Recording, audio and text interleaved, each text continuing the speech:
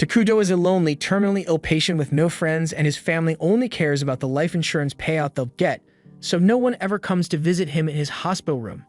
His only comfort is the world of Eternal Nations, a civilization-building RPG which he plays all the time because he has nothing better to do. One day, Takuto falls unconscious because of his illness, and the next time he opens his eyes, Takuto finds himself sitting on a stone throne in the middle of a forest, and while he is wondering what's going on, he sees a woman emerge from the forest, calling him her king. This is Atu, Takuto's favorite character in the world of Eternal Nations, but even though he's excited to see her in real life, he doesn't know how he should react. Fortunately, Atu is self-aware of the fact that she was part of a game, and she knows exactly who Takuto is, the legendary player who claimed the top of the user rankings year after year. She remembers every single playthrough she and Takuto have gone through, so she knows him better than anyone, and they are both happy that they finally get to meet in person. Takuto asks Atu if she was the one who summoned him here, but in truth, Atu has no idea what's going on here either. She simply found herself in the middle of this forest all of a sudden, but she is pretty sure that this isn't the afterlife. If she has to guess, she thinks this world is similar to Eternal Nations, but they can't be sure of that yet. Either way, Atu thinks this is a great opportunity, so she asks Takuto if he would like to start over with her and build a kingdom just like old times. Takuto likes the sound of that, so he agrees to work together, and Atu goes through the whole opening sequence, although it's a little embarrassing now that they are actually standing next to each other in person. The first order of business is figuring out where they are, so Takuto uses magic to summon a scout. But now that he is actually seeing the scout up close, he is disgusted by how ugly it looks. There's nothing he can do about that. Their Minara is a civilization that rules over darkness and evil, so his early game strategy is to avoid garnering too much attention so they won't get into any conflict, at least until they are strong enough to defend themselves. That's where this bug comes in, so Takuto orders it to go take a look around the area and notify him of anything important. At first, the bug just stands there and stares at him, but then Atu sternly reminds it that Takuto is its commander, so the bug takes off running to complete its task. Takuto was a little concerned that he might not be able to control his troops in this world, but it looks like everything still works the same as it used to. He can also see what the bug sees to some extent, so he should be able to figure out where they are soon enough. Anyway, moving on, it's time for them to think about their next steps. Takuto started off with 200 mana points, and he had to use 100 mana points to summon the scout, so he only has 100 left. He plans to build a settlement to act as their base of operations, which will cost him an additional 20 mana, but after that, he won't have much mana to work with. He was honestly hoping to create a warrior to fight for them in case they get attacked, but that really isn't an option anymore. Atu assures Takuto that he doesn't have to worry because she will fight for him, but to be honest, that isn't very reassuring coming from her. As part of the hero unit, Atu will grow stronger as more time passes, but right now, she pretty much has the strength of a regular person, so there's not much she can do to help. The bug is still zooming through the forest, and thanks to its scouting, Takuto now has an understanding of what this area looks like. But he's a little surprised because even though this entire area is a forest, he hasn't seen any animals or monsters yet. Atu assumes all the animals must be hiding since forest terrain provides a lot of hiding spots, but Takuto's main concern is that if he doesn't find some animals soon, they'll probably have to spend some mana to get some food. Atu apologizes to Takuto since she feels bad about not being of much use, but he tells her not to worry about it because simply having her by his side is a huge morale booster. Hearing that makes Atu really happy, so she tells Takuto she's very grateful for his kind words, but Takuto is having a hard time getting used to how expressive she is now that she's a real person. Just then, the scout finds something interesting, so it gets Takuto's attention and shows him a dark elf settlement in the middle of the forest. It's not far from Takuto's current location, and it looks like there are a lot of elves gathered together. Atu is relieved that it's just dark elves since they have a tendency to lean towards neutral evil, so they won't be opposed to the Minara Kingdom. But Takuto still thinks this is terrible because he can't have another civilization so close to his. His plan was to avoid war by staying hidden for as long as possible, but that won't be possible with the Dark Elves so close.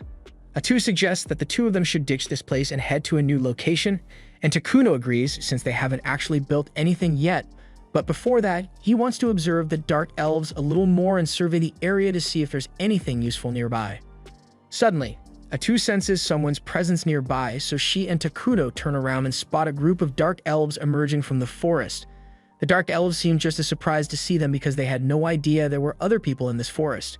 The Dark Elves only came here because they were driven out of their homeland, and with nowhere else to go, they were forced to head into this accursed forest. The journey has taken a toll on the Dark Elf children, and at this rate, they aren't going to last much longer. A small group of dark elves was sent out to go looking for a food source, and the group leader is certain that there must be something edible around here since there's so much vegetation. But Emil is very nervous. She has heard rumors of a dangerous forest at the edge of Idaragia where an ancient evil was sealed away, and she is worried that they might get attacked. The leader assures her that those rumors are nothing more than superstition, because if there really was an ancient evil lurking in this forest, then the trees here wouldn't be able to grow so well. Although he can't deny that the forest is really creeping him out for some reason. As soon as Gio lays his eyes on the Takuto, his heart sinks because what he sees before him is a manifestation of pure evil and malicious intent. He wants to run away, but he is worried that any hasty actions might put him and his people in danger, so he slowly approaches Takuto's throne and kneels before him to show his respect. He introduces himself as the head warrior of the Mazaram Dark Elf clan, and he apologizes for entering the forest without Takuto's permission. Atu has no idea why the elves are acting so respectfully, but she just goes with it and demands to know why the elves would trespass on Takuto's land. Jia begins explaining how his people used to live in the Central Plains and were a peaceful tribe, but Atu ain't listening to all that, so she tells Jia to keep his story short. Jia apologizes and quickly explains that the elf tribe was persecuted and driven away from their land, forcing them to flee into this forest. He doesn't understand why his people had to suffer such harsh treatment when they never did anything wrong. They always aim for peace, but they were attacked and killed due to the prejudice against their race. Takuto takes one look at Jia and notices that he looks really thin, so Jia explains that he and his people were barely able to escape as their village was destroyed, so they didn't have time to pack supplies. And since they've been on the run non-stop, they haven't had time to look for food. In fact, that's why Jia and his team ventured out on their own since it has been 5 days since any of them have eaten anything, but they haven't had much luck in finding edible plants or animals. Takuto feels bad for them, so he decides to help them out a little and uses some of his mana to create some apples for them. Jia is surprised when he sees apples rolling on the ground because he has never seen anything like it. He's hesitant to try it since he doesn't want to be rude in front of a being like Takuto, but Emil and the others are so hungry that they don't care. They all bite into their apples, and it's the best thing they've tasted in a long time. Takuto even creates some pears so the group will have enough to eat, but Jia is still in shock from Takuto's kindness, and he doesn't know how to react. Fatu yells at him, saying it's rude not to accept the gift that Takuto so graciously provided for them, but Jia isn't hesitating because he is skeptical of the food. He presses his head against the floor and says he really appreciates Takuto's generosity, but there are children of the clan back at camp, and they have grown very weak due to the lack of food. They'll die soon if they don't get something to eat, so Jia asks for permission to take this food back to his clan so he can feed the children. Takuto feels bad for the children who are suffering, so he decides to go the extra mile for them and creates a ton of different food for Jia to take back with him. Although, Atu doesn't approve since something like this will cost a lot of mana. The Dark Elves are all in disbelief at the sight of so much food, and they are even more shocked when Takuto tells them they can have it all. For years, the Dark Elves have been oppressed and forced to live in the shadows, so no one has ever lent them a helping hand like this before. The Dark Elves express their deepest gratitude towards Takuto and carry the food back to the camp. At the camp, the Dark Elves are all on the verge of giving up, but a few of them remain hopeful that Jia and the others will return with some food. Just then, everyone in the village smells something delicious, so they all turn around, and to their delight, they see Jia and the others carrying bags of food on their backs. They are all relieved that they don't have to go hungry anymore, and everyone is praising Jia for finding so much food. But when they ask him where he got it, he just says he got lucky, leaving out the details of his encounter with Takuto. Later that night, Jia is staring at the fire while deep in thought when all of a sudden he is approached by the clan leader Molter. He tells Jia that he did a great job today and that the fruit he found were amazing. But he notices that Jia doesn't seem all that happy about it, so he asks him what's wrong. After a brief silence, Jia explains that he encountered a legendary being deep in the forest and he doesn't know how to feel about it. Molter asks what legend Jia is talking about, so he explains that Emil mentions something about a powerful being that was sealed away in the accursed forest. Molter has heard of the legend before, and he is shocked to learn that Jia actually met the King of Ruin. He explains that according to the legend, when the world becomes too prosperous, the King of Ruin will descend on the land and destroy everything, forcing all civilizations to start over from scratch. In all honesty, Molter can't guarantee that the legend is true, but he is inclined to believe it. He asks Jia if the being he met called himself the King of Ruin, but Jia doesn't remember him saying anything like that. Although how terrifying he looked, a name like the King of Ruin is definitely fitting. Molter asks Jia if he talked to the King of Ruin, but Jia says it wasn't much of a conversation. The King of Ruin didn't say much, but he had a woman serving him who spoke on his behalf. From how Gia has described the encounter, Molter is certain that this being is bad news, so he asks Gia if he had to do something like sell his soul in exchange for the food. Gia explains that the King of Ruin didn't ask for anything in return, but Molter thinks that sounds absurd because what kind of evil being gives things out for free? Gia has no idea why the King of Ruin did it either, but if he had to guess, he would say it was mercy. He assumes that his grace must have sympathized with their predicament and offered aid to save them. Molter is shocked that Gia would call the King of Ruin his grace because that is a title used only to show the utmost respect. But Gia sees nothing wrong with addressing the King of Ruin as his grace because he is someone who deserves respect. Molter can't believe that Gia is actually defending the King of Ruin and asks if he has been hypnotized or something. But Gia points out that the only reason they are even able to waste energy arguing like this is because of the food that they were given by this so-called evil god. And it's not like Gia could have rejected the offer when they were so desperate for food. So what exactly did Molter want him to say? Molter realizes he has no right to judge Gia's decision to trust the King of Ruin, because given the situation, it was the best option. However, as the elder of this tribe, it is his duty to make sure everyone remains safe, so he says from now on, he will handle the negotiations with the King of Ruin. He has been alive for over 200 years, so he's sure he should be able to come to an understanding with the King of Ruin. Meanwhile, back at Takuto's camp, he is currently being scolded by Atu for carelessly wasting his mana on charity. She asks him why he would do something like that, but Takuto just says he felt bad for the elves and he didn't want to let their children starve. Atu understands that, but she reminds Takuto that they have barely started setting up their kingdom, so they can't be wasting their resources like this.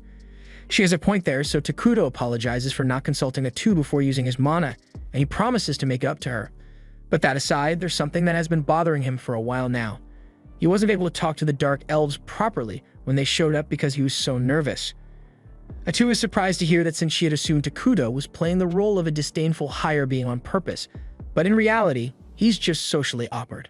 Just then, the scout bug returns and it informs Takuto that the elves are approaching this area again. Takuto and Atu are surprised that the elves are returning, but he did give them more food than they could carry last time they were here, so he assumes they are coming back for the rest. Having different cultures nearby is bound to cause a conflict at some point, so Takuto really wishes the elves would just take the food and leave already.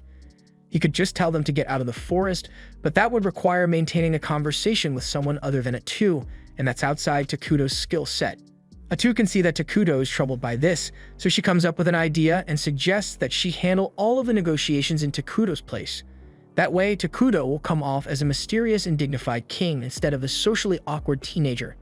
He likes the sound of that idea, but he asks if it's really okay for him to make her do all the talking.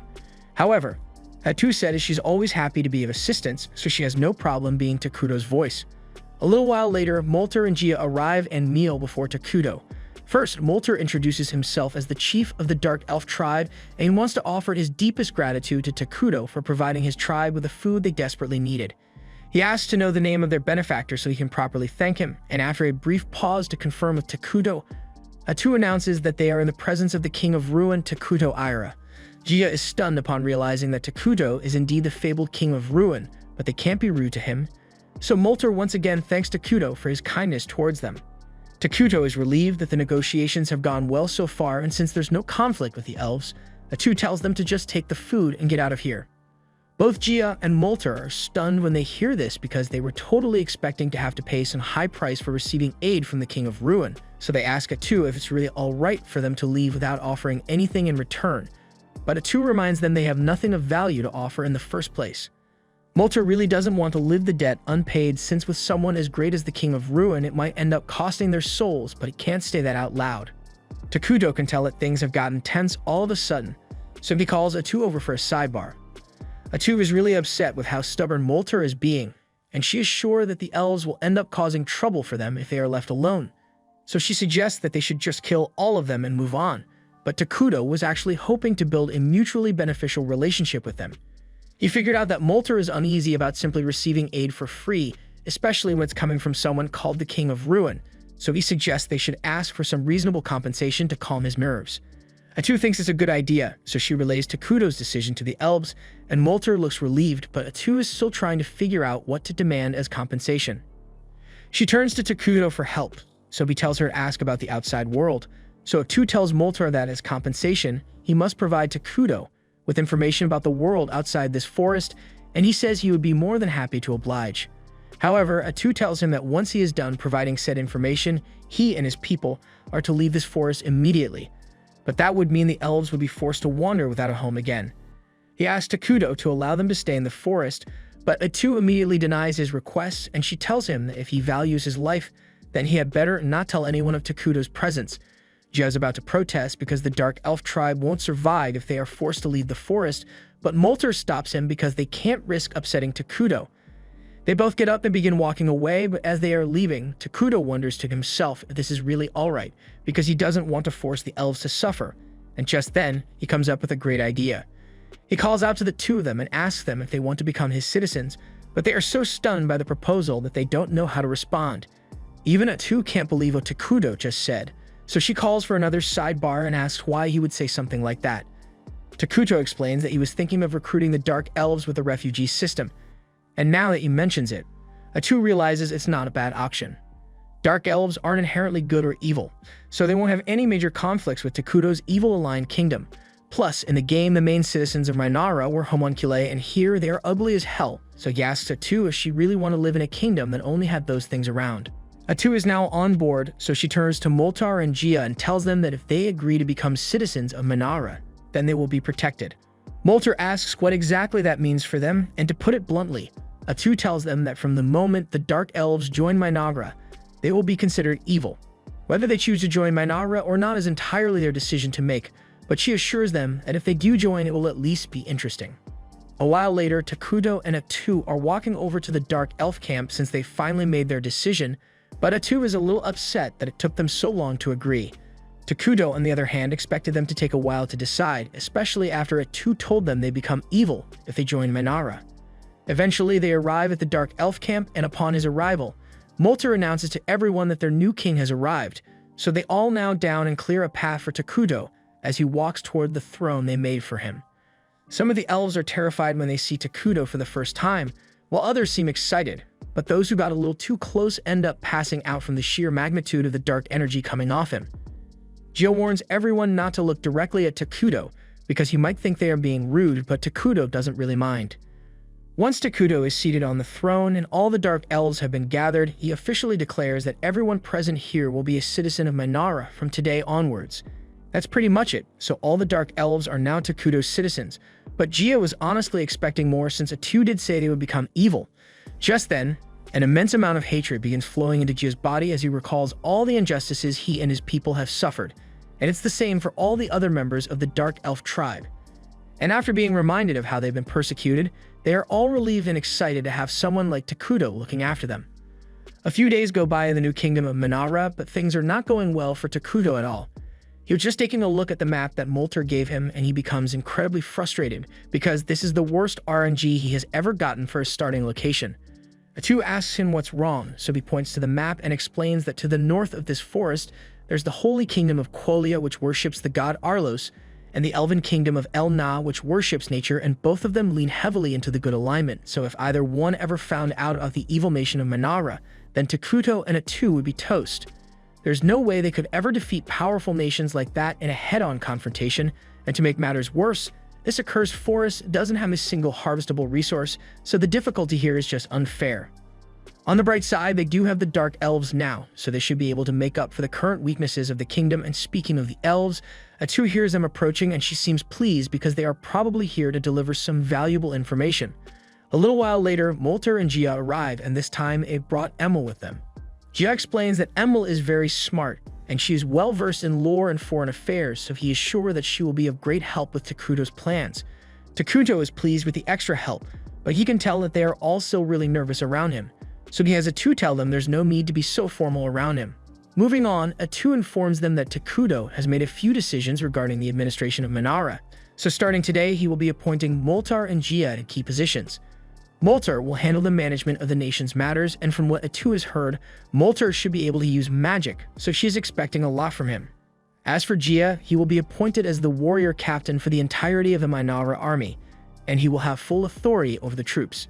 Jia says he is honored, and he promises to slaughter any and all who stand in Takuto's way without a second thought. Takuto is weirded out by how serious Jia looked while he said that, so he has Atu tell everyone that he prefers peace, so they should avoid starting conflicts unless absolutely necessary. Gia can't believe the King of Ruin is actually a pacifist, but anyway, Atu tells everyone to get some rest for now because they will soon begin constructing houses in the forest. Molter thanks Atu for her consideration, and he tries to make himself look better by telling her that the knowledge he possesses will make him far more useful than a brute like Gia. But Gia starts arguing that an old man like Molter won't be able to help much with construction anyway. Atu isn't really interested in their argument, but it seems like they are eager to start working, so she asks Takuto if it's alright for her to order them to begin the construction immediately. Takuto sees no problem with that, so he says they can start collecting materials, but he also wants to do it in a way so they can gather the materials without destroying the forest. Atu thinks it's a great idea, so he asks Molter if it's possible, and he says they should be able to pull it off if they make most of the houses out of the hollows of giant trees. Takuto is pleased to hear that, so he tells them to get to work as soon as they can, but he reminds them to reforest as they go. The three of them are about to get to work, but they are a little confused because they don't understand what Takuto meant by reforest. Takuto is surprised that they don't know what reforesting is since, from what he has heard, the people of this world should have already unlocked the fortified architecture tech tree. Atu asks them if they at least know about military magic or the 6 great elements, but Molter has only ever heard of 4 great elements. As for military magic, Emil doubts that anyone from the other nations would know about it. So Takuto and Atu realize that the people of this world are surprisingly underdeveloped. As it stands, the magitech of the Dark Elves is far below Takuto's expectations, but if the rest of the world is similar in terms of development, then Takuto thinks they should be able to catch up to them soon. But that will be a lot later in the future, so for now, Atu explains what reforestation is. It is basically just replanting trees as you cut them down to maintain the forest, but normally trees would take decades to grow naturally, so in this case, reforestation refers to a special technique that uses magical elements to accelerate growth. She says it is a technique that was personally created by Takuto, but that's a big lie because Takuto didn't invent anything, but it would be awkward to tell the truth now. Emil is really excited by the idea that Takuto possesses incredible knowledge, so she asks if he was the one who created the apples and grapes that he gave them. She even planted some of the grape seeds and they've already begun to sprout, so she can't wait to see how well they grow. Takuto and Atu both go silent as soon as Emil mentions that she planted a grape seed because the thought hadn't even crossed their minds. Fruit like grapes and apples don't exist in this world, yet Takuto was able to create them using his emergency production skill, and if his hypothesis is right, and the skill shouldn't be limited to just food. Takuto tested out by summoning a coin, and just as he expected, it worked flawlessly. With this new discovery, as long as he has the mana for it, he can create anything from gunpowder to base metals and even petroleum. So taking over the world may not be as hard as he thought it would be. The Holy Empire has caught wind of a dark presence in the forest, so the Holy Saint, along with the bishop and a few knights, are sent out to investigate. The knights have all heard stories about the saint possessing special powers, but from what they've seen so far, she just looks like an ordinary girl. However, when they encounter a group of goblins, she demonstrates why she is so well respected within the church. Under the god Halos, evil creatures like goblins are seen as a scourge to be eliminated, so with one wave of her staff, she burns them all to ash in a blaze of holy flames. All the knights are stunned by what they just witnessed, so the cardinal explains that Solina's ability is part of the reason the empire has been able to maintain its peace with the elves and push back all the evil in Idorragia, which is why she is revered as one of the 7 great saints of the continent. Solina asks the cardinal if he has gotten any updates on the omen she sensed in the accursed lands, but the cardinal tells her that he can't simply send paladins to investigate that region. In their nation, showing any interest in the south is ludicrous, so there's no way the central church would permit the use of paladins to investigate without a good reason. Solina tells the cardinal that if he isn't willing to send any paladins, then she will go investigate it on her own, but the cardinal tells her she can't do that either because as a saint, anything she does will affect the church's reputation. He can see that Solina isn't willing to back down on this, so he tells her that he will send some of his personal troops to investigate, but as he is leaving, he curses Solina under his breath for being so difficult. Meanwhile, in Minara, all the Dark Elves have been working hard on the construction efforts, and they finally completed the throne room. Takuto is very happy since he doesn't have to sleep out in the open anymore, and his nation is one step closer to world domination. Just then, Takuto's administrators show up because they have a domestic affairs meeting scheduled for today, and they've got good news for Takuto because they finished designing the new set of clothes he asked for. This makes Takuto even happier because he was getting sick of wearing his pajamas constantly. Atu and the others are glad that Takuto likes the new clothes so much, but they've got pressing matters to attend to, so it's time for them to begin their meeting. However, Takuto seems a little distracted admiring his new fit, so Atu suggests they should just start the meeting without him. First off, Molter asks Atu what buildings they should start constructing since aside from the throne room, they haven't actually made much yet. They've already done preparatory work like leveling the ground and pruning the nearby branches, so Atu tells them they should start with a food production facility since keeping all their people fed is a top priority. Molter asks why they would need to worry about food when Takuto can produce it with his power, but Atu tells him they can't continue relying on Takuto to make food for them because what would they do if he wasn't around? Molter admits that she's right, so Atu says they need to get to work right away and pulls out this thing. Molter is horrified by what he's looking at, so he asks Atu what it is, and she tells him it's a flesh tree. That doesn't sound good, but the explanation is even worse because it's a special kind of tree that grows mysterious meat which tastes like human flesh. Atu says it's the first step in their food production plan, but Molter, Gia, and Emil all agree that most people won't want to eat something that tastes like human flesh, so Atu promises that they'll get other food sources eventually. For now, they'll need somewhere to store the tree's flesh, so Emil says she can work on building a storage house for it, and as if the flesh tree wasn't already disturbing enough. It also talks for some reason. The next thing on their agenda is research, because they need to acquire the latest technology if they want to advance quickly. Molter asks her what kind of technology they should prioritize, and Atu tells him magic technology is the way to go. Specifically, military magic.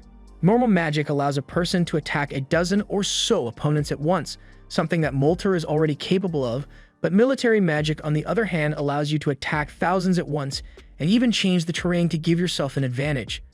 Molter is amazed to learn that such magic exists, and he is excited to learn as much about it as he can, so he says he will handle the research personally. Now all that's left is the military planning, and Gia immediately offers to start mobilizing an army, but Takuto stops him and says he doesn't actually want to put much effort into their army yet.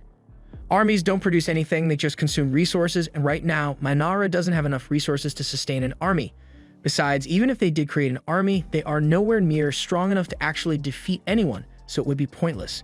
Gia protests because as things stand, they won't be able to protect Takuto if he were to be attacked. And to make matters worse, Molter and Gia actually have bounties on their heads for being the leaders of the Dark Elf tribe, so they might get hunted down at some point. With things as they are, Takuto agrees that neglecting defense would be a bad idea, but he still doesn't want to spend all that money on making an army, so he says he will make a hero instead. Atu tells him that's a great idea because while a hero has a high production cost, it is a lot easier to provide for a single person as opposed to a whole army. Molter and Gia are confused, so they ask Atu what she means by a hero, so she explains that there are several heroes in Mainara who serve under the king. They are all powerful with special abilities, but they are also a bit crazy, so dealing with them can be annoying at times. There are several conditions that need to be met in order to summon a hero, but it should be possible to summon one soon with how much they've progressed. And as an added bonus, summoning a hero won't draw too much attention to them, so Mainara can continue to remain hidden. That pretty much settles all the concerns for domestic affairs for now. The happiness of the people of Mainara is very important to Takuto, because the happier they are, the more mana he is able to generate. Meanwhile, over in the Empire, the junior paladin Lonius is busy praying in the cathedral when the high paladin, Veldis, comes over to talk to him. Lonius asks Veldis to quiet down since this is a place of prayer, but Veldis just wanted to have a friendly chat with him since they were both assigned to the investigation. It's about time for them to get going, so Lonius gets up and Veldis notices that he's wearing his wedding ring as a good luck charm, so he must have a family waiting for him at home. Veldis asks Lonius what his family is like, so Lonius tells him he has a wife named Marcia and a daughter named Mina, but his personal life isn't important to their mission, so he doesn't plan to talk about it much. Lonius has heard rumors about Veldis being crude and ill-mannered, and the rumors were pretty accurate, but overall, Veldis doesn't seem like a bad guy and his skills are no joke, so he is a respectable paladin. Veldis begins complaining about getting assigned to a pointless mission like this, but Lonius reminds him that this mission is to investigate one of Saint Solina's revelations, so they need to take it seriously. Still, Veldis thinks it's weird that they were given such a lackluster team even though it's for a saint's revelation. Veldis and Lonius are literally the only paladins on the team, and the rest of the people are all mercenaries who are hired to fill in the gaps. The odds are looking great for them, especially since it's a mission to the southern forest, but Veldis just wants to get it over with so he can get home as soon as possible. Meanwhile, back in Mainara, construction has been going very well so far. This place is finally starting to look like a proper civilization, and the Dark Elves don't seem bothered by the flesh trees anymore. Takuto is really excited because seeing all this in person is a whole new experience compared to what he used to see when he played the game. Emil shows Takuto around and points to the residential area with mostly treetop houses. Since she's been focused on food production, she hasn't had much time to work on the homes. However, the flesh trees are growing in nicely, so the food storehouse should be complete soon. Meanwhile, Molter has been working on his magical research over at the Magic Institute he created, and most of the citizens who are talented in magic have joined in on his research. In addition, they also discovered a spring nearby, so they now have a secured water source, and finally, this building is the public office where the administrative meetings in Minara will be held. She would have liked to make the building a little fancier, but this is the best she could do with her current resources. Takuto is pleased with the initiative Emil is showing since she's handling things really well, and he is also glad to see that the Dark Elves who were on the brink of death when he first met them are now looking lively.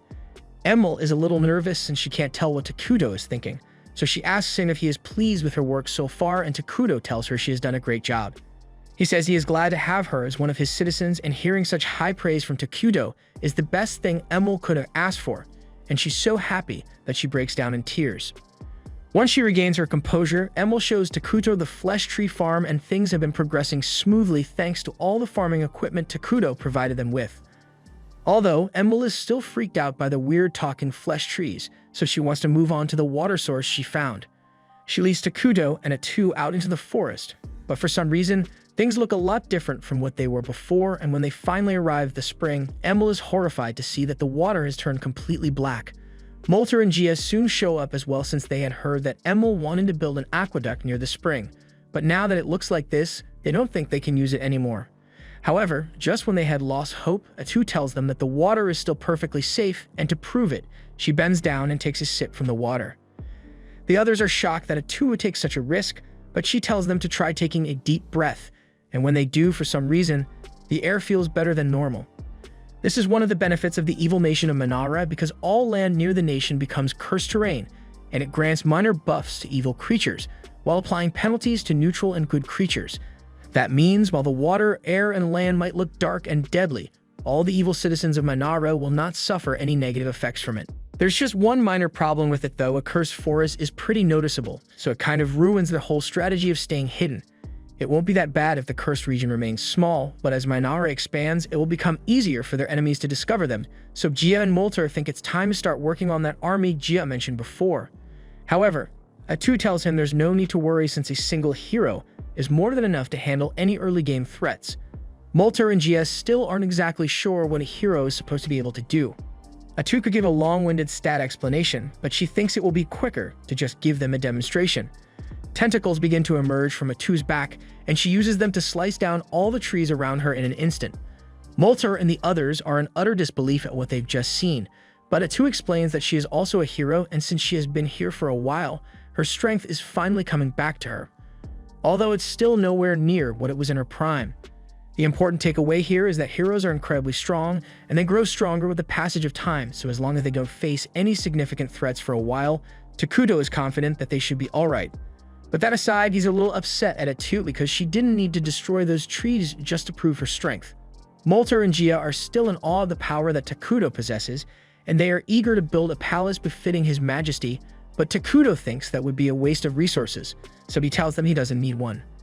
Molter, Gia, and Emil insist that it is absolutely necessary for Takuto to have a castle because they would feel too guilty as his citizens if he didn't, and since they are making such a big deal about it, Atu tells Takuto that he should probably just have one made to satisfy their wishes.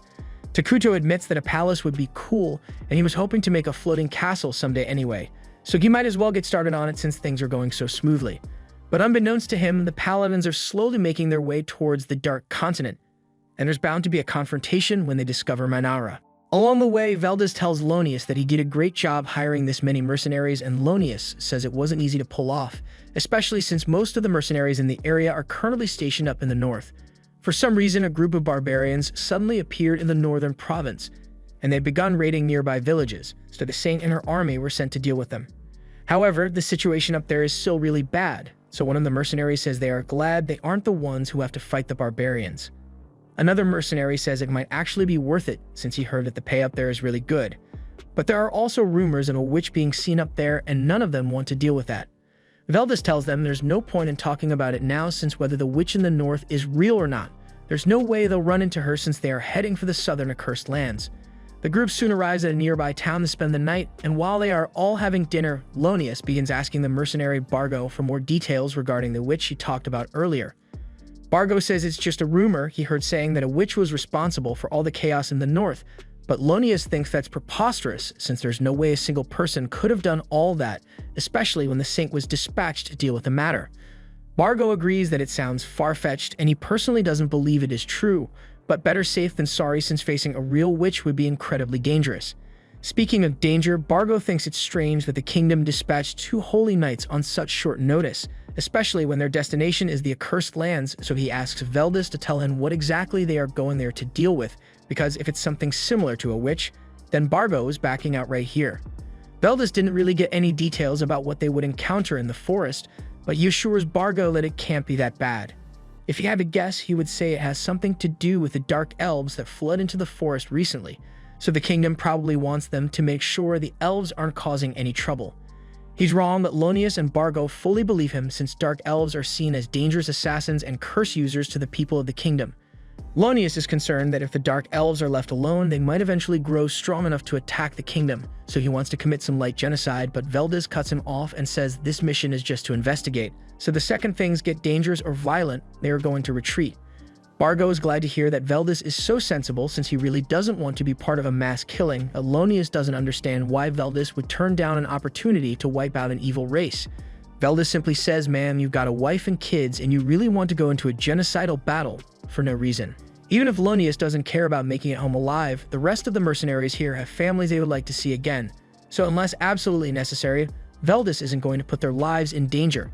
Lonius still doesn't agree with the idea of letting the elves live, but he also wants to see his family again, so he decides to follow Veldis' instructions after all. Meanwhile, over in Minara, Takuto has summoned all his citizens to one place because there's something he wants them to witness. They're all really confused since he's just standing there next to a pile of the meat tree fruit, but then Takuto raises his hand and begins pouring mana into the fruit. Everyone eagerly watches to see what will happen, but to their surprise, right before their eyes, the pile of fruit transforms into a scout bug. Everyone is amazed by what they've just seen because Takuto basically created new life with the wave of a hand, and A2 announces that this is just a fraction of what Takuto can really do, so they should all continue devoting themselves to him. Afterwards, Takuto heads back to his throne room, and he is relieved that the people didn't ask him too many questions about the scout bug creation, because he honestly doesn't understand how it works.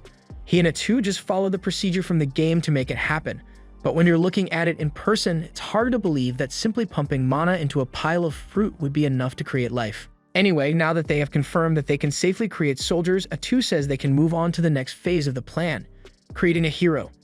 It's going to take a while since Takuto is going to need to stockpile his mana to complete the ritual, but once it's done, they'll be practically unstoppable.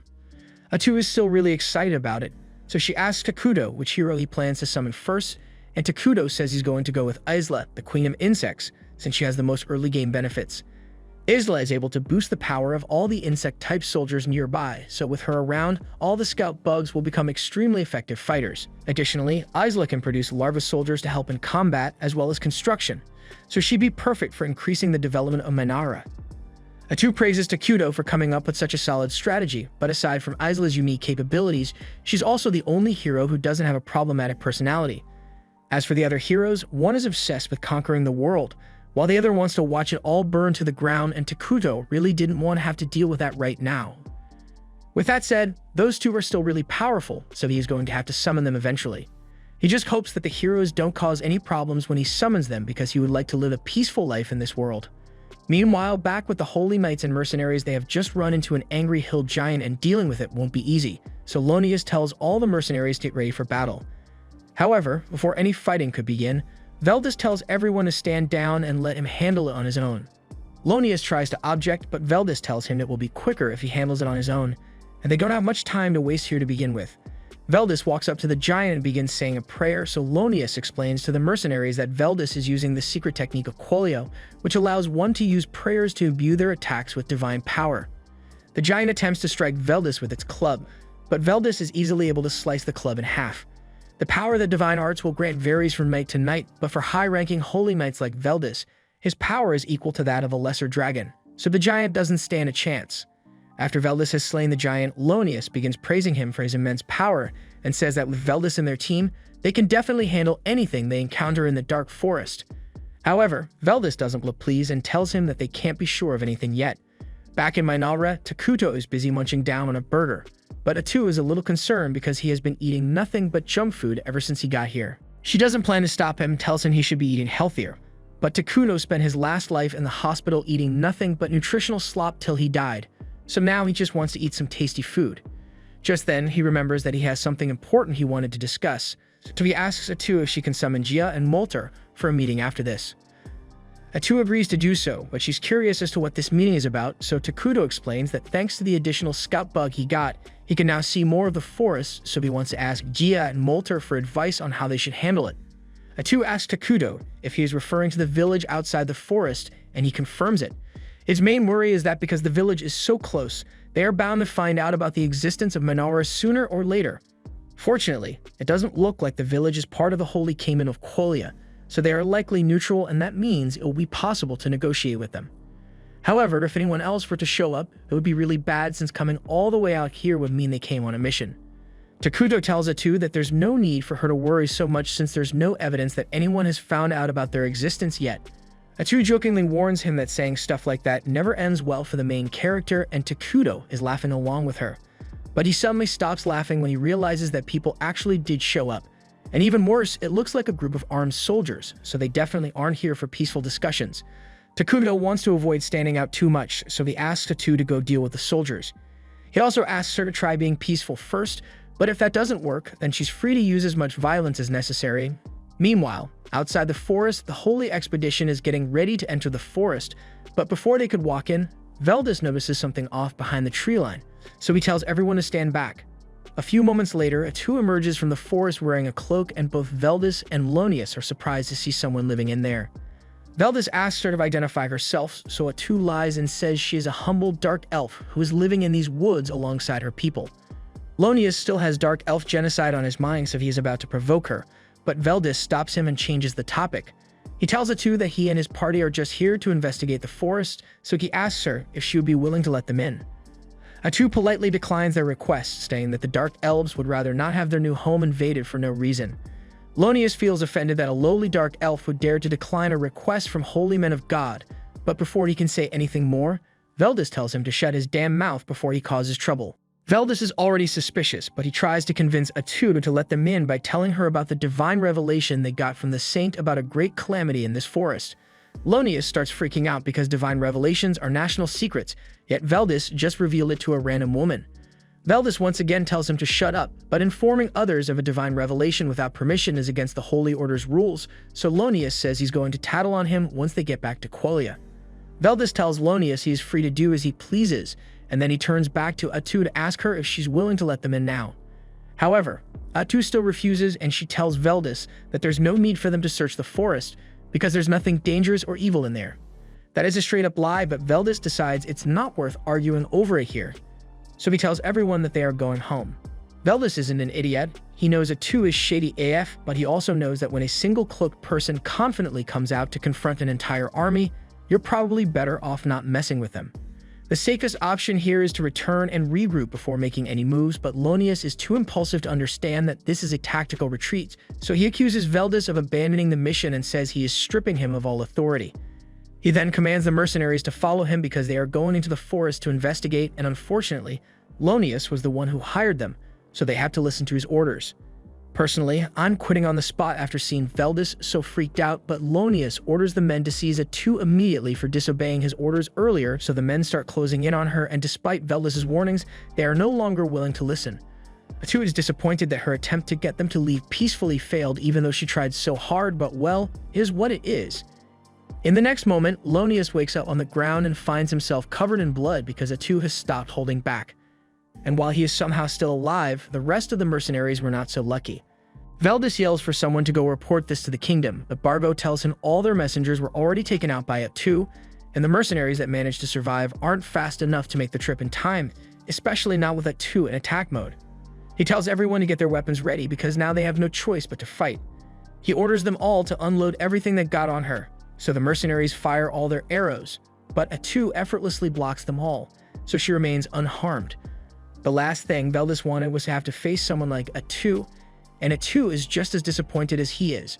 She makes it very clear that this is all Lonius's fault because she would have been perfectly happy to let them leave if they had just agreed to leave the forest alone, but Lonius had to act all righteous, so now she has to kill him.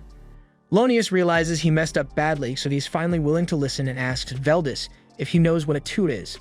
Veldis had his suspicions when they first encountered her, which is why he wanted to leave without a fight, but now that he has seen her true form, he is certain that a toot must be a witch. A witch is a Calamity-class monster that is officially recognized as a national threat. A toot is way too strong for the mercenaries to stand a chance against her, so Veldis tells them to stand back so he and Lonius can handle her.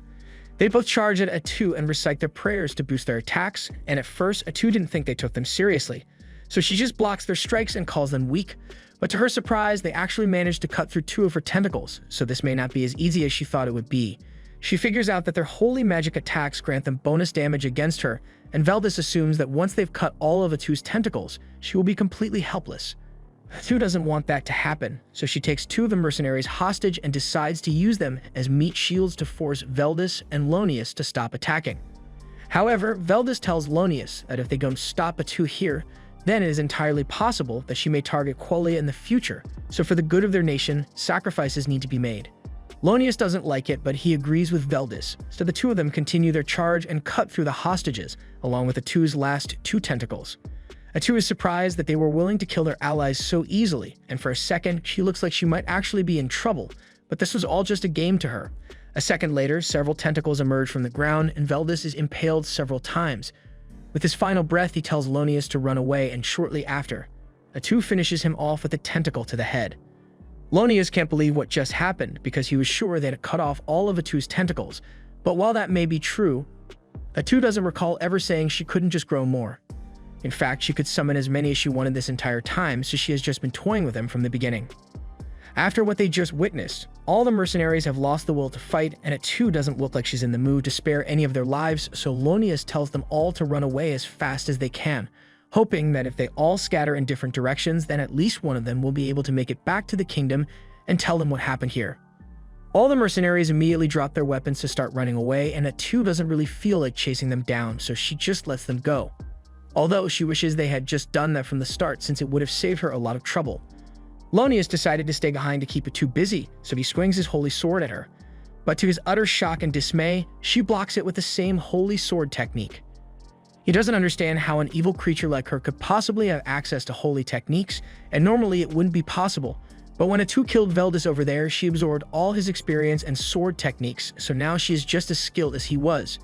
She starts attacking Lonius with Veldis' techniques, and she can't help but praise Veldis because he was truly a man worthy of being called elite, but unfortunately, he ended up dying because Lonius couldn't keep his damn mouth shut. She then taunts Lonius by asking him if he even considered whether he'd make it back home to his wife and daughter, but Lonius never mentioned that here, and that's when it dawns on him that Atu didn't just take Veldis' skills, she also took all his memories too. And if Atu is truly capable of doing something like that, then that means she will only continue to grow stronger the more she kills. She asks Lonius if he wants to know the final thoughts that went through Veldis' head before she killed him, and like the kind man he was, Veldis was thinking about the survival of his men right up until the moment he died, but the same can't be said for Lonius. He tries to defend himself and says the rest of the mercenaries have already fled to report what happened, so the mission wasn't a total failure. But Atu simply tells him that all those mercenaries are dead.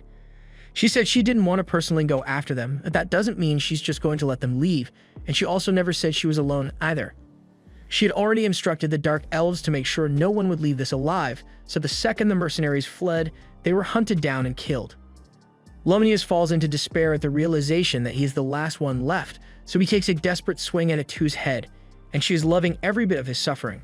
It doesn't take long before Atu has subdued Lonius, but before killing him, she decides to rub salt in his wounds by telling him exactly how things would have gone if he had listened to Veldis. They would have all returned home safely. Lonius would have gotten to see his wife and daughter again, and they would have spent the rest of their lives blissfully unaware of the existence of any calamities in the forest. However, Lonius chose to do something different, so now she's going to kill him, then she will kill his family too, just because. Atu could read his mind to find out exactly what his family looks like and where they live, and she says she's totally petty enough to do it. In fact, she might as well kill all the people in the villages that Lonius passed through on his way here as well, and as they are all suffering the most agonizing deaths possible, she will make sure to let them know that this was all caused by Paladin Lonius. Lonius screams out and begs Atu not to do it, but she is starting to get bored with tormenting him, so she eventually stops taunting him and just ends his life to shut him up. Once Lonius is dead, Gia approaches Atu to inform her that he and his men have successfully killed all the mercenaries who ran away, so no one will be reporting any of today's events. Atu thanks him for his good work and asks him to take care of disposing of the bodies as well, but before she leaves, Gia says there's something he wants to ask her. He wants to know if she really plans on following through with her plan to kill Lonius's family and everyone he has ever spoken to, but she says she was just saying all that stuff to scare Lonius, so she doesn't actually plan on committing genocide. Besides, that would be a lot of work, and she doesn't like getting into fights unless she has to. That aside, she can't afford to waste much time chatting here because she has something she needs to talk to Takuto about immediately.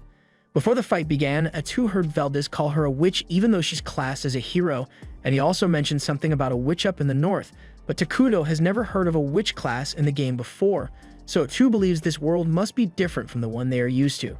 Takuto already had a feeling that might be the case, so while most of the game's features still work the same, it would be best if they assumed the underlying mechanisms are entirely different. Fortunately, the difference doesn't seem to be entirely negative since Atu's ability to absorb skills from the people she kills was improved. Now she can obtain a portion of that person's memories as well, and thanks to that, they were able to gather a lot of information regarding Quelia's current situation from the investigation squad that was sent here. Thankfully, the city of Quelia seems preoccupied with the northern disturbance, so they won't be able to turn their full attention to Minagra anytime soon. Although the fact that the investigation squad was wiped out is sure to draw suspicion, so Quelia is bound to take some sort of action to find out what happened. Takuto is aware of that, but Quelia still doesn't know anything about Minagra yet, so as long as the people in charge aren't complete idiots, they aren't going to attack right away. Right now, Takuto is much more concerned about that northern disturbance and the witch that is causing it. Atu tried digging up as much information on witches as possible from Valdez's memories, but he didn't know much about them to begin with. However, his memories were very clear about one thing. The witch in the north was able to cause military-scale damage to the Qualian army on her own, and her name is Arikino. Meanwhile, up in the Northern Territory, Arikino has just destroyed another village and she is getting ready to move on to the next one. So she brings all the villagers she killed back to life as her undead servants. Takuto has no idea what Arikino's abilities are, but the fact that she is capable of such destruction despite only recently showing up leads him to believe that she might have come here from another world just like him and Atu. If that's true, then things are going to get a lot more complicated, so Atu asks him what they should do. Judging by the destruction that Arikino caused, she is most likely evil-aligned, so it's possible that they might be able to get along with her. She asks Takuto if they should try making contact, but he doesn't think that's a good idea since they have no idea what her personality is like. Atu is disappointed that all this trouble had to start when things were finally going well here, but Takuto reminds her that Arikino is all the way up in the north, so she's not going to be their problem to deal with anytime soon. However, all these new threats have made it clear that Minagra needs a stronger line of defense, so Takuto plans to create another hero as soon as possible. He was initially going to choose Isla, but with all the recent developments, he might need to go with something more combat-oriented. Additionally, he is going to have to reevaluate his strategy of staying hidden. Because of uncertainties like the witch at play, he's going to need to form an alliance with a nation. Obviously, Qualia isn't an option after what Atu did to their paladins, but the nation to the east of the forest should be a good match since they are neutral and they haven't had any contact with Minagra yet. So once the palace here is complete, Takuto plans to go investigate that country, and while he's there, he will find out whether it'd be possible for them to work together. Meanwhile, over in the city to the east, they are currently under attack from the barbarians, so their staff bearer uses a bolt of lightning to wipe them out. All the citizens begin praising her for protecting the city so easily, but she tells them it's too early to celebrate because it looks like they have a lot of work left to do. Back in Minagra, Atu and Takuto are done talking, so she's about to leave, but before she does, she has something she needs to apologize for. She knows Takuto doesn't like unnecessary violence, but she got a little carried away while she was dealing with a paladin. But Takuto just stares at her blankly and asks why he would care about that.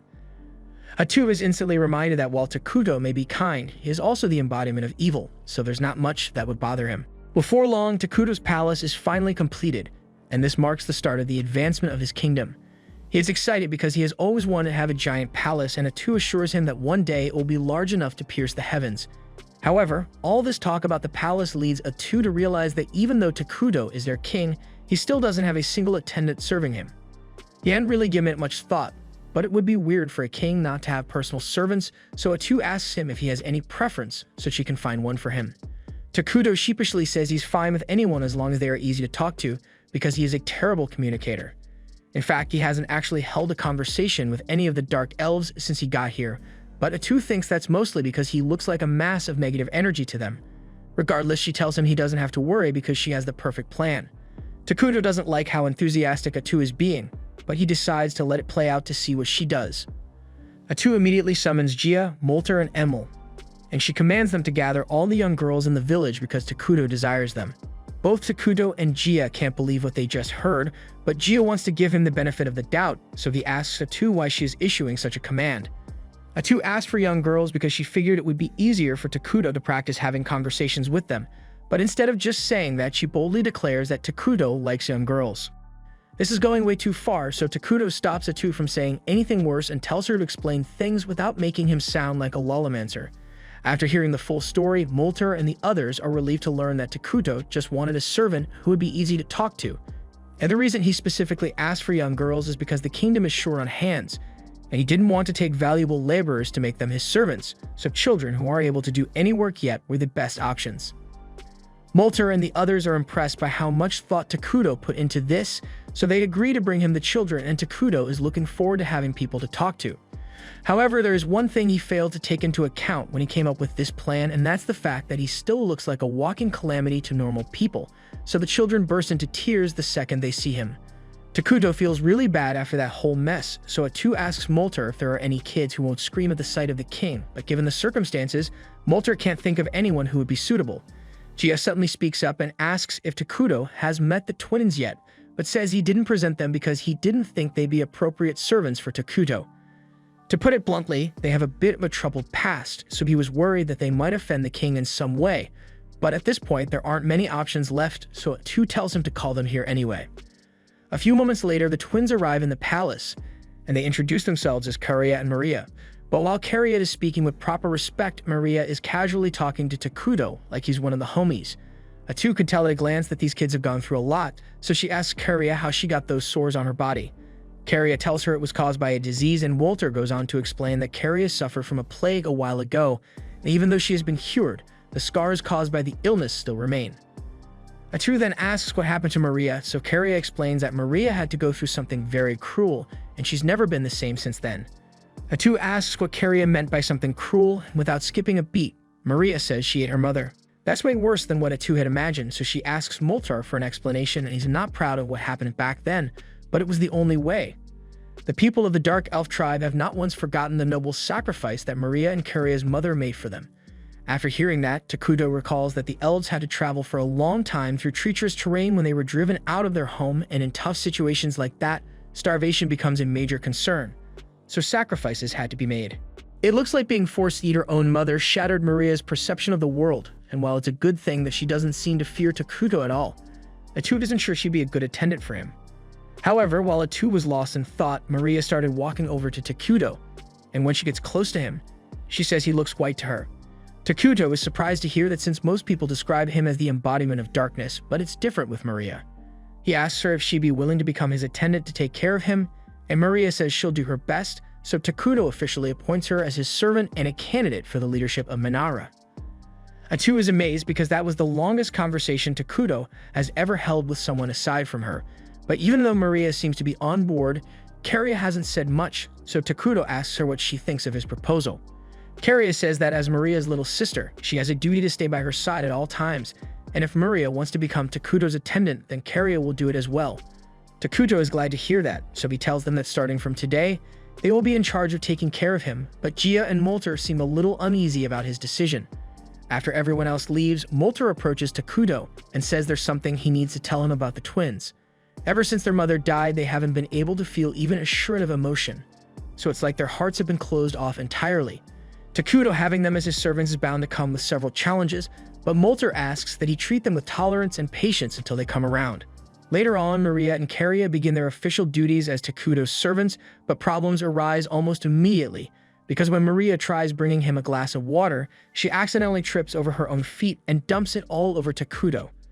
Karia offers to wipe him down and apologizes for Maria's mistake, because this isn't the first time this has happened, but Takuto says he's not upset about it. A few moments later, Atu comes in and she's disappointed to see that Maria has messed up yet again, but Takuto tells her to take it easy on the girls. Atu can't stand how often they messed up, but if Takuto doesn't want to punish them, then she can't do anything about it. She tells Takuto that he has a meeting to attend, and as his attendants, Maria and Karia will be required to attend as well, so they had better be on their best behavior. The meeting begins shortly after, and the first one to make a report is Emil. She is in charge of the construction department, so she tells Takuto that with the palace complete, they have a lot of workers free at the moment, and they also have a ton of resources left over in storage, so she thinks they can start working on another project soon. Takuto and Atu agree with Emil's assessment, so they tell her to start construction on a clinic as soon as possible since they need a way to take care of the health and safety of the citizens of Minara.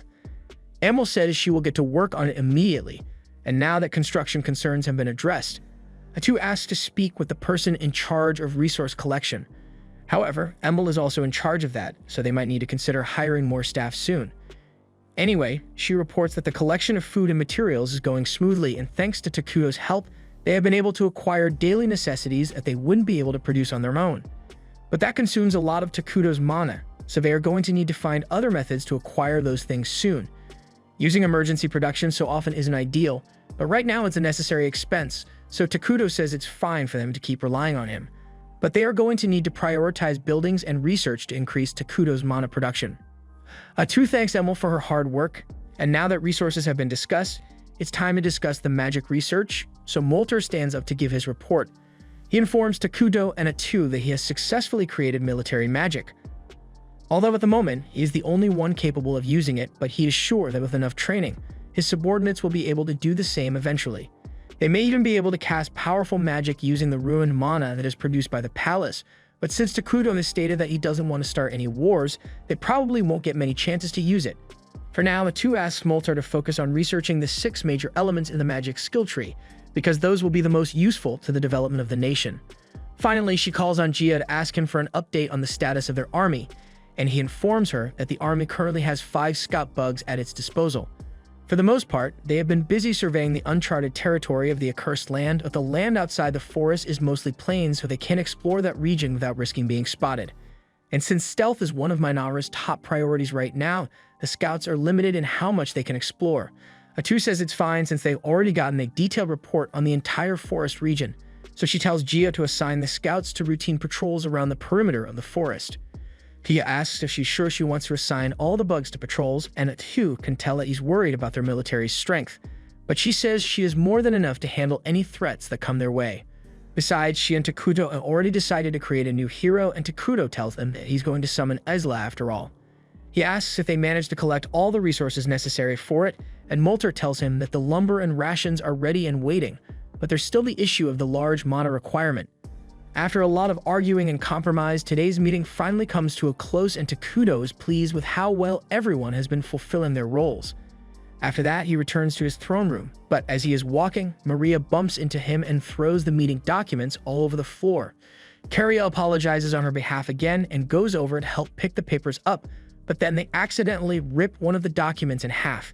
They both look up at Takuto, expecting him to be angry at them, but he simply tells them they don't have to worry about it and goes to sit on his throne.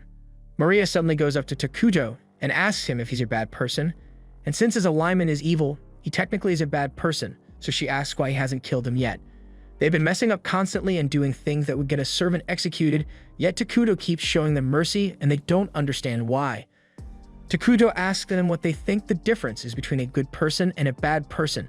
And as far as Maria is concerned, a good person is someone who only does good things and a bad person is someone who only does bad things. However, Takuto tells her she's only half right. A good person is indeed someone who always has to do the right thing, so they can't lie, steal, or kill people without reason. But a bad person doesn't necessarily always have to do bad things. They are selfish by nature, so they just do whatever they want without regard for the feelings of others. And in the case of Takuto, he wants to be kind to them, so there's nothing wrong with being lenient when they make mistakes. Besides, he already knows they have been messing up on purpose the entire time in an attempt to make him angry.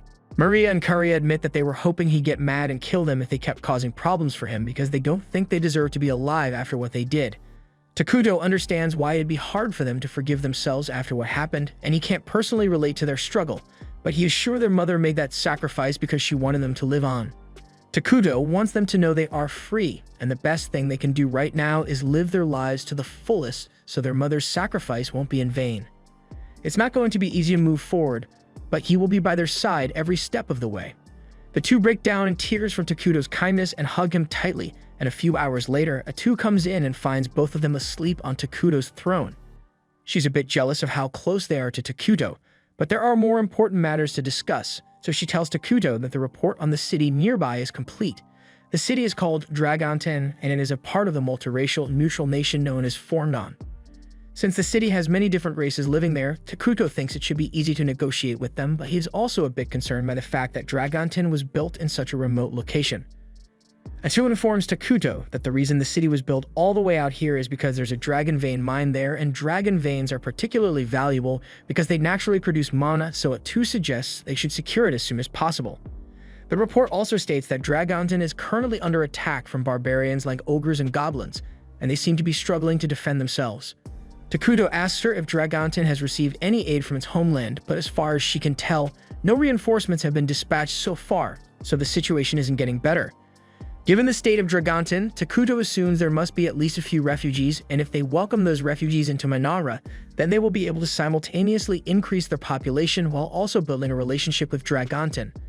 And before long, they might be able to claim the Dragon Vein mine for themselves. Takuto tells Atu to prepare an envoy immediately, but as they are on their way to the city, Atu's envoy runs into a group of beastkin out in the middle of nowhere and tensions run high. The leader of the beastkin, Tonukapali, is terrified by Atu and the others since they are covered in darkness so dense that it's visible to the naked eye. She is trying her best to keep things peaceful since her men are so petrified that they might end up attacking the two out of fear, and that might get them all killed. Atu is still under orders to keep the existence of Manara hidden, so she's getting ready to eliminate all the witnesses here. However, Pepe over here is too dumb to acknowledge the threat that Atu poses. He just casually asks for her name and starts a conversation. Something so bold and stupid that it catches Atu by surprise and makes her decide to hold off on killing them for now. Eventually, the two groups manage to come to an understanding, and Atu finds out that Tonukapali's group is actually an envoy from Dragonten.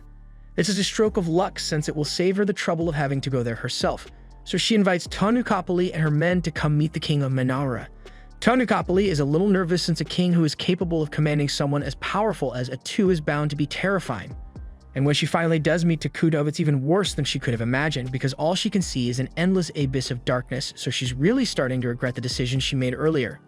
Before they ran into Atu, the group was attacked by a giant in the barren lands, but Pipe, as one of the staff bearers, was able to use grass magic to find the giant and bring it to the ground. Unfortunately, his single-digit IQ makes it hard for him to think things through, so instead of finishing the giant off, he just stands on top of it and begins demanding praise for his magic. As expected, the giant eventually breaks itself free and throws Pepe to the ground, but just as it was about to squish him, Tonukapali came to the rescue and used both grass and earth magic to pin the giant against a rock. Tonukapali then proceeded to smack Pepe across the head and tell him he needs to stop acting like such an idiot, because as the only young staff bearer, lives will hang in the balance of his actions one day. Pepe tells her he will do his best, but he clearly doesn't understand the significance of his position. If Dragonten continues getting attacked by giants, then it will only be a matter of time before it is completely destroyed, but they have no idea what could be causing it to begin with. The only clue they had was the rumor of a calamity appearing in the accursed lands, so Tonukapali said she intended to go investigate and to teach Pepe a thing or two about responsibility. She forced him to come along, but now she's regretting that decision because one wrong move from him could get them all killed. A moment later, Pepe randomly speaks up and asks Takuto if he wants to be friends, and Tonukapali is freaking out because addressing a king directly in such a brazen manner could be grounds for execution. She apologizes and tries to make an excuse for Pepe's outburst. But to her surprise, Takuto genuinely seems to be happy about Pepe's offer to become friends, and he says he'd love to get along with him. After that, a feast is prepared to welcome Pepe and Tonukapali's group, and once everyone is seated, Maria and Karia serve them a glass of apple juice. Tonukapali takes a sip of the juice, and she's amazed because she has never tasted anything so delicious before, and the quality of the glassware here is far greater than the work of the greatest craftsman on the continent. Pepe also loves the juice, so he asks Maria for a refill, and before his extra juice even arrives, he jumps out of his chair and starts complimenting Gia on his huge muscles. He then goes to show off his magic to Moltar, and everyone just lets him do what he wants since Takuto seems to like him. Takuto is impressed by how social Pepe is no matter the situation, and he's glad that they were able to become friends, but he has never actually had a friend before, so he's not exactly sure what friends are supposed to do. While Pepe is busy getting yelled at by Tanukapoli, Takuto gets his attention and asks him if he'd like to play a game. The room goes silent for a moment since no one was expecting him to say that, and Takuto is starting to feel awkward, but then Pepe cheerfully agrees to play with him, so the two take a seat together. The first game they play is one that Pepe came up with, so the two of them each take a blade of grass, and they pull them against each other to see whose grass breaks first. Tanukapoli is worried that Takuto might feel insulted by such a simple game, but he's actually having a lot of fun. The two continue playing for a while longer, and Pepe ends up trying a bunch of the games that Takuto made. He says he had a lot of fun and even suggests that Takuto could sell these in Dragonten, but Tanukapoli cuts him off because it's not Pepe's place to make decisions like that. Takuto is actually glad that Pepe brought up the topic of trade since he intends to establish a trade relationship with Dragonten, but before that, he is going to have to set aside his friendship with Pepe and act strictly as a ruler. Once they are all done with their meal, Atu gets Tanukapoli's attention and asks her why exactly she came to the accursed lands in the first place. The question puts her on edge, but she answers that her country has come under constant attack from the barbarians. Atu is a little surprised that the barbarians are the ones attacking Dragonten since they usually avoid large cities, and Tanukaholi says that's precisely why she came here to investigate what the cause of the barbarians' behavior could be. Takuto asks her if that means they lack the military power to effectively fight the barbarians, and Tanukapoli's blood pressure spikes a little because if Takuto finds out how bad the situation in Dragonten is, Mainara may just try to conquer them instead of negotiating. She lies and says Dragonten still has enough strength to drive off the barbarians, but the unusual nature of their movements needed to be investigated regardless. Her argument managed to convince everyone there that Dragonten is still capable of handling itself, but then Pepe opens his big mouth and says he's confused because earlier, Tanukapoli told him that they were here because if they don't find out why the barbarians are attacking, then Dragonten would be doomed. Atu is starting to feel bad for Tanukapoli since she has to deal with Pepe all the time, but she and Takuto assure her that they harbor no ill intent for Dragonten, so she doesn't have to worry. Right now, they are much more focused on their domestic affairs, so they don't plan on starting any wars or conquering other nations anytime soon. But as for the matter of the barbarians, they can't simply ignore that. If Dragonten were to fall to the barbarians, then as the next closest kingdom, it is safe to assume that Mainara would be next, so this is their problem as well. Tanukapoli is stunned and asks if that means they are willing to offer their aid because in all honesty, with how much they overextended themselves to build a town near the Dragon Veen, Dragonten is bound to fall if nothing is done. Atu asks Takuto what he thinks they should do, and he says he wants to help his friend out, so he is willing to offer as much aid as necessary. Tanukapoli is thrilled to hear that, but she asks what he wants in return since thanks to Pepe's big mouth, they already know that Dragonten is in dire straits.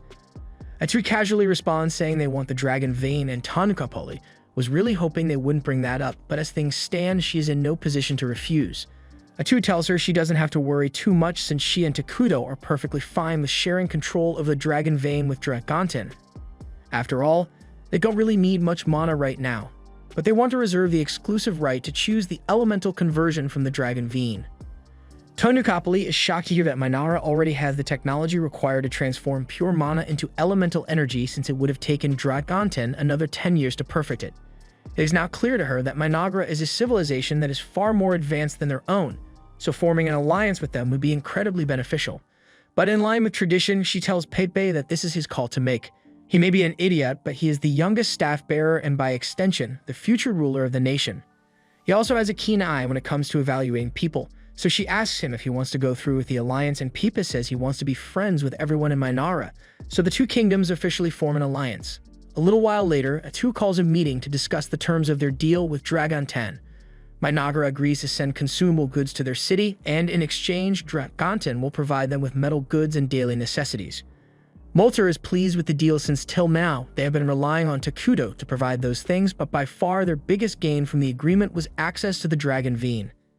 And they have Pepe to thank for how well things played out, because if he had revealed the true state of Dragonten, then Tanukapoli would have maintained her false confidence, and they probably wouldn't have made any significant headway as far as international relations go. And subsequently, Dragonten would have been destroyed long before Mainara could offer any aid, so Takuto is starting to wonder whether Pepe really is an idiot or maybe he planned the whole thing out to achieve the best outcome.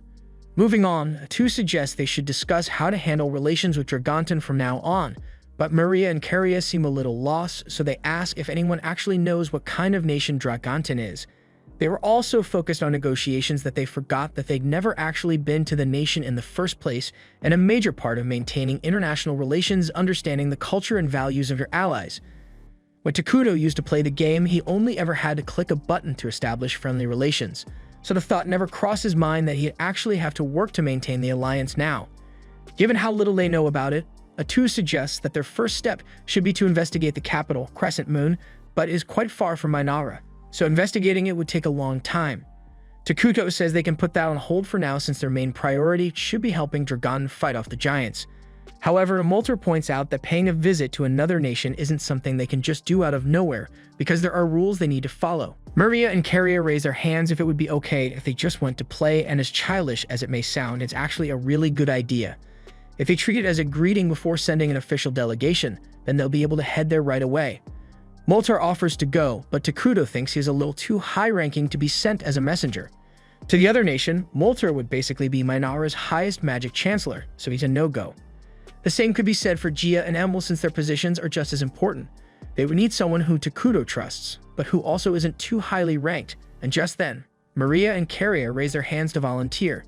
Takuto immediately rejects the idea since he is worried it might be dangerous, and Atu offers to go instead, but Moltar reminds her that she's Takuto's most trusted confidant, so she's arguably the most important person here aside from Takuto himself.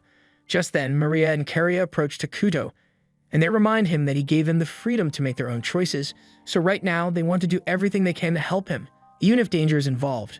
Takuto is reluctant to agree to send them on the mission, but he can't bring himself to say no to a face like that, so he eventually agrees to let them go, and Atu is jealous that Takuto gave in to the cuteness of someone other than her. Emil still has some concerns about sending those two alone, but Takuto says it's fine since he already has some good bodyguards in mind. After that, he heads back to his throne room, and Atu is still pouting over Takuto, giving in to Maria and Carrie's request, so he's not sure what to do. He turns to Maria for help, and she tells him he should just tell Atu exactly how he feels, so he's going to give it a shot. He goes up to Atu and apologizes for making her feel uneasy, but she doesn't have to worry about him replacing her. He is extremely thankful for everything Atu does for him, and the fact that she's always by his side. So he tells her there's no one he would rather be with, and that's all Atu needed to hear. In fact, she's already imagining a happily married life with Takuto, and he's not sure what she's thinking about, but he's glad she's not angry at him anymore. A little while later, Takuto takes Maria, Caria, and Atu to the clinic, but they aren't sure why he brought them here since none of them are sick. Takuto explains that the clinic was cheap to build, so he went ahead and did it on a whim, but since Maria and Caria are going to be going out on a mission, he figured he might as well send the new plague doctors he made along with them as bodyguards. Takuto introduces the doctors to everyone and informs Maria and Caria that these medics are not only capable of healing injuries and diseases, but also fighting to protect them on their journey. Atu steps up and informs the medics that they are officially being assigned to protect these two on their journey to Dragonton.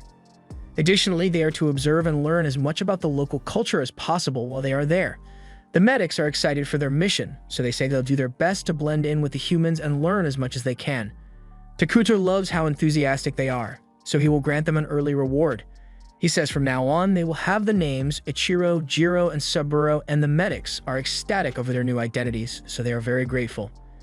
But their enthusiasm is a little over the top, so Takuto and Atu are wondering if it's really a good idea to send them as the guards, and Caria doesn't seem to like them very much. However, Maria is having a lot of fun going along with their shenanigans. Meanwhile, over in Dragonton, the mayor and elf-named Antic is having a meltdown because she's been buried in paperwork all week. She only took this job because she thought it would give her a life of freedom from the stuck-up nation of elves, and maybe she'd be able to find a nice guy to settle down with, but all she got instead is a bad back from sitting at her desk all day and a drinking problem. Worst of all, she was recently told she'll have to work with the forces of darkness in order to protect the city, but she has never even heard of this Minara place before. Just then, Antic's assistant knocks on the door and it startles her, so she yells for the assistant to go away, but then she realizes that she's being unnecessarily mean, so she fixes her attitude and asks her assistant what she's here for. Antic's assistant tells her that there are people who want to meet with her, so Antic asks if these people have an appointment, and technically they don't, so she tells her assistant to get rid of them. She says her time is way too valuable to be wasted on random visitors, but then the assistant informs her that these visitors are emissaries from the nation of Minara, And as soon as Antic hears that, she realizes this is a top priority, so she immediately prepares some tea and goes to meet with Maria and Curia. Once she arrives at the meeting room, she introduces herself as the mayor of Dragonton and welcomes them. But she wasn't expecting the three dark figures behind Maria and Curia, so it catches her off guard a little. She wonders what Tenukapoli was thinking when she made an agreement with people like this, but it's her job to deal with them now, so she sits down and thanks them for coming all this way. Maria and Curia introduce themselves as the emissaries of Minara, and Antic praises them for being so polite, but internally the first thing that comes to mind is the fact that Maria and Curia are dark elves. She's also very suspicious of the three standing behind them because she assumes they must be dark elf assassins, but she can't let her suspicions show, so she keeps the discussion friendly. She apologizes for not having a proper welcome party for the two since she didn't know they were coming, but Maria and Curia say they don't mind. Now that Antic thinks about it, she recalls that Tenukapoli mentioned something about twin dark elves who were being trained by the king to become future leaders of Minara. And once she realizes that those twins are sitting right in front of her, she panics a little because if she does anything to upset them, it might destroy the relationship between Dragontan and Minara. She nervously asks what business the two are here for, but there isn't really an official reason, so Curia isn't sure what she should say. Just then, Jero speaks up, and he tells Antic that they are here in response to staff bearer Pepe's invitation to come and play. He says she should think of this as two students visiting to learn about the local culture, so they'd like to avoid any official discussions. Antic is relieved to hear that because it means they aren't here to begin negotiations on the terms of the alliance.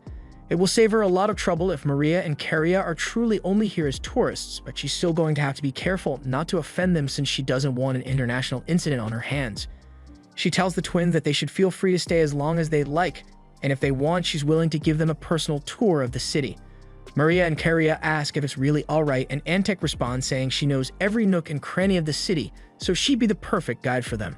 She really wants to make a good impression on the twins for the sake of improving Dragontan's relationship with Minara, and it also gives her an excuse to ditch her paperwork, so there's no way she'd pass up the opportunity. The group heads out into town, and Antic spends all day showing Maria and Curia around the city, and they all seem to be having good fun out there.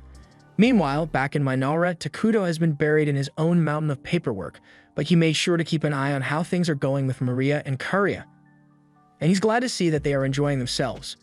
Later that evening, Antic says goodbye to Maria and Curia, and once they return to their room, they decide to begin their review of today's events. Curia asks Maria what she thinks of the city so far, and Maria says the people in town seemed anxious. The sentiment was something along the lines of there's no food, the enemy is going to attack soon, and no one is coming to help. The medics are surprised that Maria was able to gather so much information since they didn't see her talking to any of the people, but Maria is just really good when it comes to understanding what other people feel like, so her judgment is always accurate. The medics are impressed because they had no idea Maria had such power, but that doesn't explain why she asked them to buy this for her. Jiro hands Maria a small bag, and she pulls out a plant, explaining that this is a piece of popple grass. Popple grass is an extremely potent narcotic, so practically every nation has banned it entirely, but Jiro managed to find a shady guy selling some at back alley. Granted, he didn't know what it was at the time, so he tells Maria that doing drugs is a no-no, so she should throw that away immediately. But what's more concerning is the fact that it was so easy to obtain in the city even though it's supposed to be banned. The group quickly comes to the conclusion that someone must be growing and distributing the popple grass within the city, and that's some dangerous business. Curia thinks it's awful that people would do such a thing when Antic is working so hard to keep the city running. But if things like drug trade are going on in the city, then Samuro says they are going to have to be even more careful about protecting the young ladies since there's no telling what else might happen in the city. The next day, the medics take Maria and Curia to see the dragon Veen, and they are amazed to see so many pretty crystals everywhere. But just then, a man named Vesta gets their attention, and he mentions how popple grass grows really well in this area. Curia remains polite and says it's nice to meet Vesta, but she says he should cut to the chase and state what business he has with them. Vesta says he heard that they are emissaries of the nation of Minara, and that in the near future, this land will be jointly governed by Dragontan and Minara, so he wants to propose a business deal. He asks Maria and Curia if they'd like to partner with him to grow popple grass, and Curia wants to see where this will go, so she asks Vesta what benefits Minara will receive if they decide to work with him. Vesta tells them that popple grass fetches a high price in the market, so naturally Minara would receive a portion of those profits, but he is also prepared to provide other offerings. Curia asks him what kind of offerings he's referring to, but it's far too illegal for him to talk about out here, so he asks Maria and Curia to meet him at a secluded location so they can discuss this further. He hands Carrie a map with the location of the meeting point, and she hesitates for a moment, but she does eventually take it from him. So Vesta says he's always happy to work with people who are evil-aligned because they always understand him. The current mayor of this city is always trying to push stupid policies like don't sell drugs or don't traffic people, but he's sure that when the king of Minara takes over, he will be much more open to the way Vesta does business. A few days later, Maria and Carrie are meeting with Antic again, and they'll be leaving town soon, so she says it's been great getting to know the twins. They thank Antic for being such a gracious host these past few days, and they ask if there's anything they can do for her in return. Antic says she'd appreciate it if they put in a good word for her the next time they talk to King Takuto, and Maria and Carrie say they'd be happy to oblige. Just then, the room door opens and Vesta walks in with two goons at his side. Antic gets up in a rage and yells that Vesta has no right to be here without her permission, but Vesta had already made it clear that he doesn't care about rules, so he just let himself in. He says he's here to hear the response from Maria and Carrie, since they never met him to discuss the details of the deal he proposed. Maria asks him if he's talking about the deal where he offered to sell popple grass with them, and Antic is starting to panic because she had no idea that Maria and Carrie made a deal with Vesta behind her back, and if Vesta managed to get Minara on his side, then the city is going to be ruined. Maria can tell what Antic is thinking, so she tells her she doesn't need to worry since neither of them would ever actually consider working with a scumbag like Vesta. They assumed he would be smart enough to figure out that the fact they didn't show up to the meeting he set up means they aren't interested. Carrie asks Antic if it would be alright for them to deal with Vesta themselves, since even though he's despicable, they'd hate to cause an international incident by acting on their own. Antic says they are more than welcome to step in because Vesta has been a nuisance to the people of the city for a long time, so on Maria and Carrie's orders, the medics step up to deal with Vesta. However, with those three standing in front of him, Vesta seems oddly confident because he has this with him.